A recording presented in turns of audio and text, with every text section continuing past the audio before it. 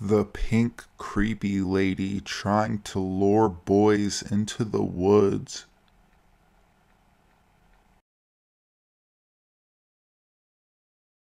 I am 18, male. I have an extremely large Alsatian dog which needs to be walked 3 times a day for about an hour. I am a large guy, and on the day of this encounter, I was wearing an extremely large, padded, black leather jacket with black skinny jeans. This is important later on. My house is close to a large state park. I walk my dog here daily. I always take a secluded path off of the main path. There are two of these paths which run parallel to each other. They are about 20 meters apart. One path runs adjacent to a river, over of which there is an abandoned house/manor. The other path is higher up and overlooks the path next to the river. This is also important. So now, to get to my story, I left my house and started walking my dog at around 1 p.m. I take the main path until reaching the secluded paths. I take the path closest to the river so that my dog can go swimming. As I get around 1 mile in, I hear people talking from up and around the corner of the path. I put my dog on a tight leash as I slowly walk up the hill, with a 10-meter drop down to the river and around the corner. The hill's gradient begins to decline. As I look for the source of the noise, I see a lady in a pink blazer sitting on the ground, talking to another man on the ground. As I approached, I realized something was wrong here. The woman was smiling. The man was sitting halfway down the hill, almost in the river, with his bike upturned next to him. It appeared to be some sort of accident. The path was not slippery, but it was steep and narrow. The drop at this section of the path was around 8 meters of sharp rock into a white river. The pink lady had the following conversation with the man. "Someone is coming." The man grumbles something. "How did you know that?" the lady said. My dog started crying and walked just off the path to go investigate. I pull him back. I ask if everything is okay. She gives no response. She just smiles and looks towards the older balding man. We stare at each other for a second, and I get a better look at her before continuing to walk down the path. I end up back at the main path. I start to walk away back home, but I get a feeling in my gut that I should go back. After all, that man could have been injured and were just intimidated by my sudden presence or my grotesquely large dog. As I walk back down the path, I see this pink lady stop two boys, no older than 12, and say something about him being stuck and he needs their help. She would have had to leave the man there. Instead of going to the path where the man was situated, I took the back path which overlooked the path below and the river. As I look down, I am shocked. The man is moving his bike to a steeper part of the path and lies down, as if he was injured. This lady was luring these boys to this man who was not injured, capable of movement, and who had just staged an accident. I tried to phone 101, the non-emergency number in my country, but I had no minutes left. The pink lady is nowhere to be seen. I decide I have to loop back around and walk down that path. It takes me 10 minutes to do so. As I get around there, the lady and the man are arguing. The conversation went like this. Now where are we meant to go? If you weren't such a spooky bitch, those boys would have come in. You were the one who said we couldn't tackle the big guy. At this moment, I go into panic. I make my presence clear and approach them quickly. I have to get past them as quickly as I can. I pull my dog closer to me, and as I'm passing them on the narrow path, less than a meter in length, the man gives me the dirtiest look, while the lady gives me the toothiest yellow smile I've ever seen. I'm not afraid to admit it. I was scared. I run as quick as I can out of the woods. When I do get out, I reach a member of the local government while walking past the parking lot and tell him what I witnessed and the conversation. Fortunately, the boys the lady was talking to had already reported suspicious activity. He tells me the children had told him that the lady was claiming her husband had fallen off the path and needed some help. The boys didn't fall for it. He had called the police as soon as the boys had told him. I soon left and will not be returning to that part of the woods in a long time. So, creepy pink lady, if you ever see this, I hope you get caught for whatever sick thing you were plotting.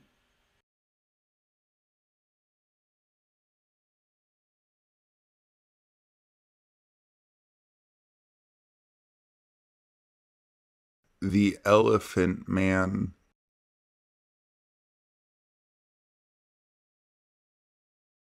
This story happened back in the late 90s when I was in second grade. At that time, my uncle, my mom's younger brother, was enlisted in the U.S. Navy. Due to the nature of his job, he constantly traveled to other parts of the world. He was frequently stationed in different countries, sometimes for years at a time. Since he was usually so far away, my family did not get to see him very often. My mother and him were very close, and I had a special relationship with him as well. Every time he visited to a new place, he would send me a gift. A magic lamp from Saudi Arabia, castanets from Spain, rosary beads from Notre Dame, and so on.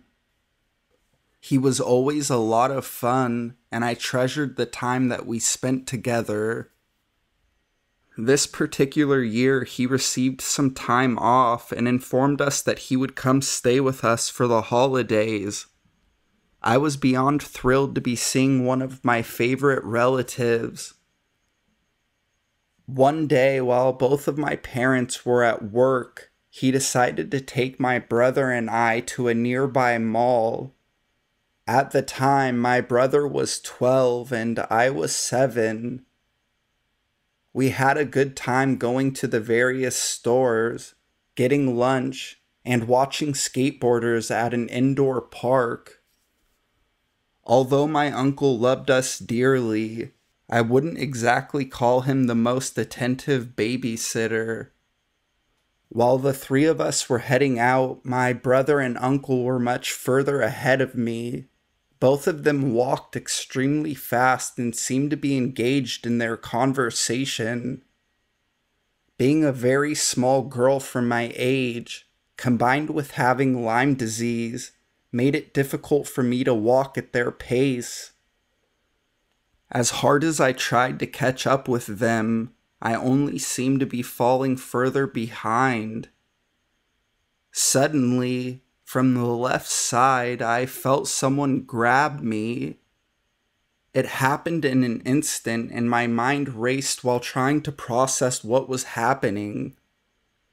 Looking up, I saw him. A face that I recall clear as day 20 years later. He was an old man, perhaps late 70s, but his face was horribly disfigured. All of his skin hung low and poured over his other features. What I remember most was his nose, which was more of a giant tumor so large that it covered his entire mouth. Looking back, it is now clear that he had elephant man disease. The man did not say anything to me.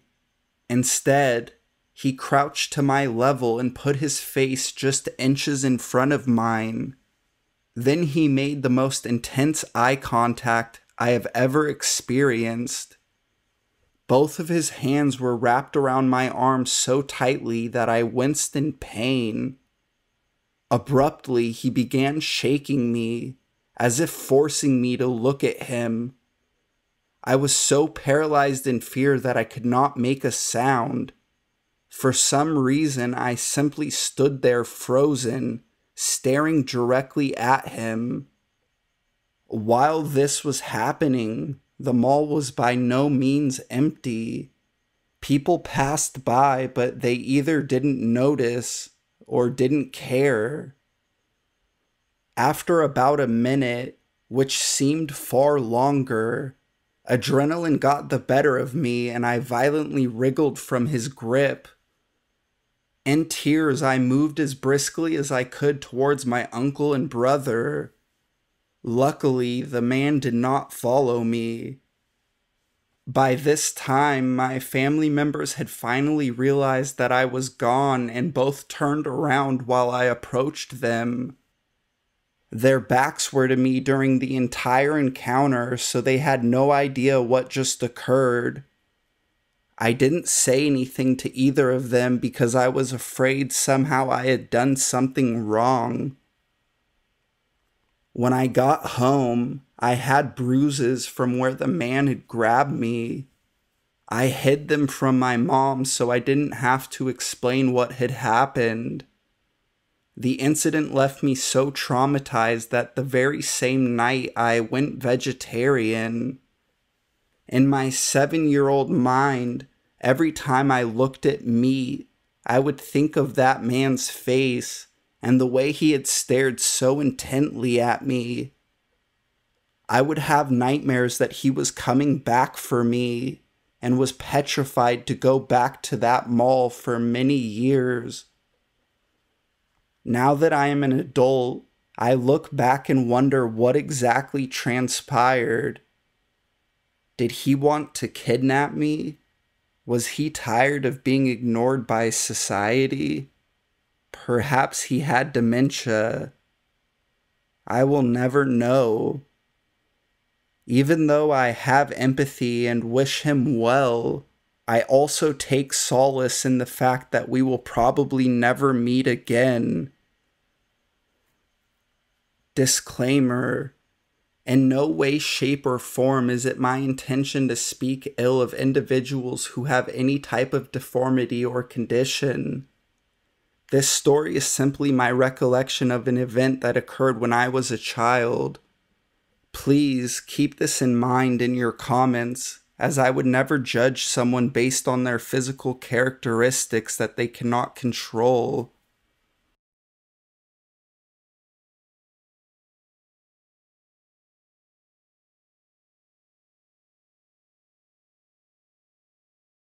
Game of chicken.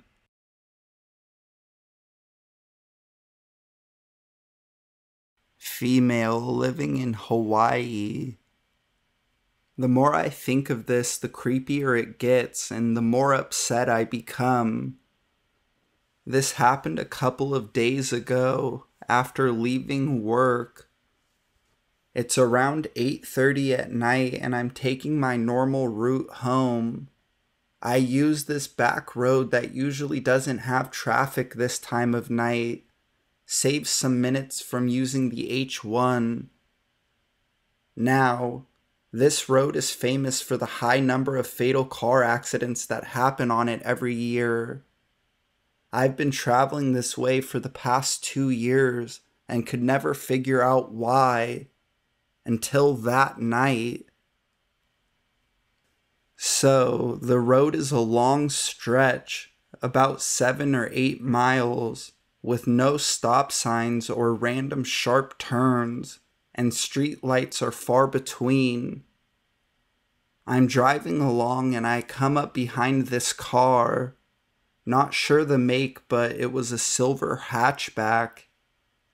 It's going maybe 30 miles per hour, 35 tops, and the speed limit on that stretch is 45 miles per hour. Only reason I know that it is going slow is because my speedometer never went above 25. On top of that, he kept speeding up a little bit, then going back down to his snail pace. I follow behind him for a little bit. He's still doing this speed up, slow down thing until I get impatient and decide to pass him. Seeing the dotted lines, I proceed to pass, but they speed up. Okay. Maybe it's 'cause we're going slightly downhill. I accelerate more, 45 or so, and so do they. I glance over to the car, making a what the fuck face. It's dark out, so not sure if they see me. It's then that I notice a car coming straight ahead. The lights are still a good distance away, so I have time to still get over. I press on the gas harder, bringing my speed up to 55, thinking I'll be able to pass now. Nope. This asshole in the car beside me is still matching my speed. The car lights in front of me are getting closer, and it's at this moment I slightly panic. You're probably thinking, why didn't I just brake and cut behind the car? Well, one, the car that was behind me is now behind the car that I'm trying to pass, and two, if I slam on my brakes at my current speed, I'd probably fishtail and take out all of the cars anyways. The car in front of me is maybe 10 car lengths away by now, and I see them swerve to the side of the road, but there's really nowhere to go. The only thing I can think to do is press on the gas and try to cut over. I'm hitting 60 miles per hour now, and the damn car is still beside me. They're really not slowing down at all. The oncoming car's headlights are super bright, and I know that I'm just seconds away from being in a head-on collision. I hold my breath, slam on the gas, and I swerve my car over just in time to see the lights of the car coming, speed past me. My heart's pounding in my ears, and I'm trying to catch my breath, thinking, oh my God, I'm still alive. Oh my God. I look in my side mirror to check on the car that was heading towards me, making sure that they didn't fly off into the tall grass or something, and I can see their taillights in the distance. Thank God. I then glance in my rear view to see that the car that caused all this has slowed down considerably. Like, they have to be going no more than 40 now. I slow down even more, trying to get a better gauge on their speed because there's no way they're going that slow now. My speed, 45 miles per hour. Their speed, fucking hatchback speck in the distance. What the fuck? How are you speeding 1 second, then back to your original slow pace? Maybe this isn't that creepy and maybe it doesn't belong here, but I can't get over how there was almost a 4-car accident because they didn't want to let me pass. I probably didn't handle this situation correctly, but the whole incident happened within 5 to 15 seconds, and I truly just panicked. and my thought process was not the best. Not sure how I would have been able to avoid a wreck any other way. Hatchback douche. Stay away from me. Side note, writing this out made me see that maybe they had baited me with the whole speed up, slow down thing.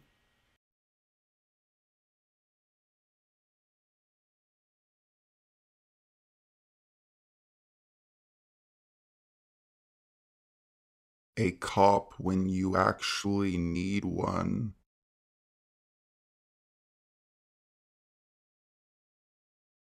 So this happened earlier in this year.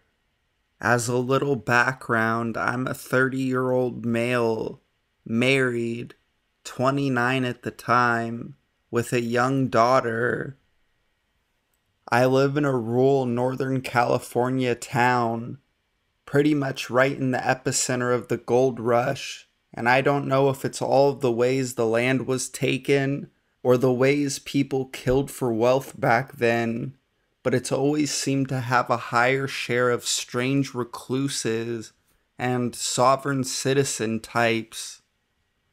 That being said, this is not a haunting story or strange people of the woods, but it was by far the most frightening encounter I've experienced as a father. Some time ago, I ended up with an extra day off, and my wife and I decided to go for a drive and check out a semi-local gun show. From time to time, I will get tables at them and have friends who do them regularly. So we went to visit, as I am always looking for obscure parts and pieces for old military weapons, and had some family that lived in the area of this show too. We had a hell of a winter last year, so unsurprisingly, it was a cold, gloomy day. We drove about an hour and knew the promoters, so walked right in. As I was passing tables in search of the right stuff, I was carrying my daughter with me. She was very small and ridiculously cute, so everyone wanted to look and ask about her, which is normal from what I've observed for parents. At times you even draw a small crowd, usually of sweet lulz, meaning little old ladies, and some grandpa types. As a side point, I had one grumpy lady tell me she was way too young. I looked at her confused and said she's like 3 months old, she'll never remember. Back on topic, there was one man who seemed a bit more excited than most men his age, but he said that he had worked as an EMT and in an NICU for years, so seemed reasonable that he was so happy to see healthy babies. As the afternoon went on, he passed me a few more times, moving against the crowd, first sign, and commented on how beautiful she was. As babies often do at that age, my wife soon needed to breastfeed our daughter. We went out to the car and had blinders in the back seat so she could have privacy and keep the baby from distractions. I turned on the heater, locked the doors, and went back in to help a buddy sell during a busier point. About 10 to 15 minutes later, my phone starts ringing with my frantic wife on the other end. About 3 minutes before, I had noticed that law enforcement had gotten up and walked outside of the show. It took a minute to calm her down, but apparently the guy had followed us outside and been watching closely. My wife got the sudden feeling that makes your hair stand up whilst feeding in the car. That was when she saw a shadow standing outside her door, blocking it from opening, holding a small metal tube. a mag light. At that same moment, a sheriff pulled up who had also seen us go to the car. The officer asked what was going on, and the man tried to say he was talking to my wife, who rolled down the window slightly and said she was not, and didn't want to either. The officer asked him his name, and when he turned around to run the name, he tried to scurry away. Name was fake, hence why the other officers got up. Detained, he gave his real name, and within 1 minute of calling it in, the man was turned around and arrested. Turned out he had felony warrants for kidnappings. The man was waiting for the nearby cars to leave. He was about to try and take my wife and infant daughter. Had that cop not been right there, who knows how it would have unfolded. Luckily, there was a cop when we needed one.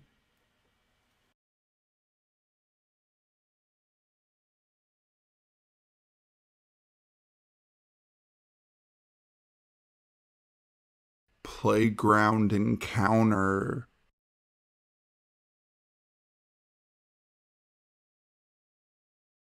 This happened a long time ago, when I was about 5 or 6 years old. I am 27 now. I didn't remember this until I was around 15, and after I did, I asked my mom if it was a real memory or just a dream. She confirmed it happened, or at least the parts she knew of. I live in the Netherlands, always have. The conversations were in Dutch, which I will translate as much as possible. As a kid, I lived in a quiet neighborhood with around 100 houses. It was set up in sort of a big circle, with only one way of cars to enter, and only 2 other ways to enter by foot or bicycle. We lived on the part of the circle closest to the car entrance, which we called the front street. The other side of the circle we called the back street. On the back street side there was a small playground, which could be seen easily from the houses there. It had 2 swings on this T-shaped blue swing set, a yellow climbing tool shaped like a snail, and a small football field with 2 goals. I was allowed to play outside on my own, but wasn't allowed to go to the back street by myself. I did so anyway that day, and decided to go to the swings. There was nobody there when I arrived, probably as it was close to dinner time. I was wearing a blue dress, jeans I think, and those white tights little girls often wore in those days. I was playing around when suddenly 2 guys, which I now think were between 14 and 16, came up to me. I wasn't scared and figured they were just passing through, until one of them suddenly grabbed me from behind and held a pocket knife to my throat. I was, of course, very scared, and they started moving me further into the playground, to a part filled with bushes and out of sight of the houses. The one holding me then said, roughly translated, "Pull down your pants or I will slice your throat."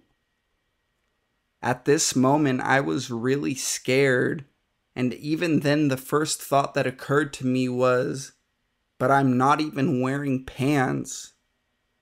I was too scared to speak, and instead didn't move at all.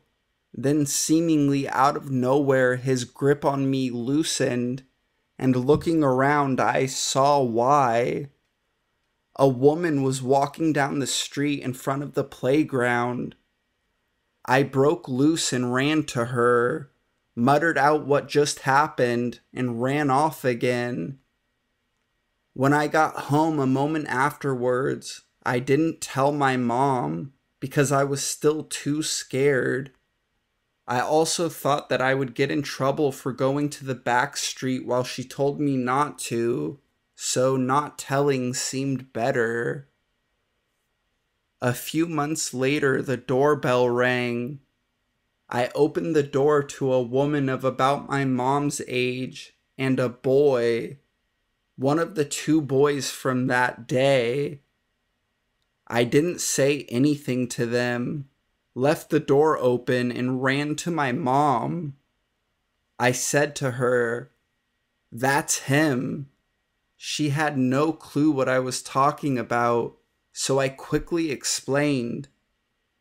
She confronted them, the boy and apparently his mother, but he of course denied.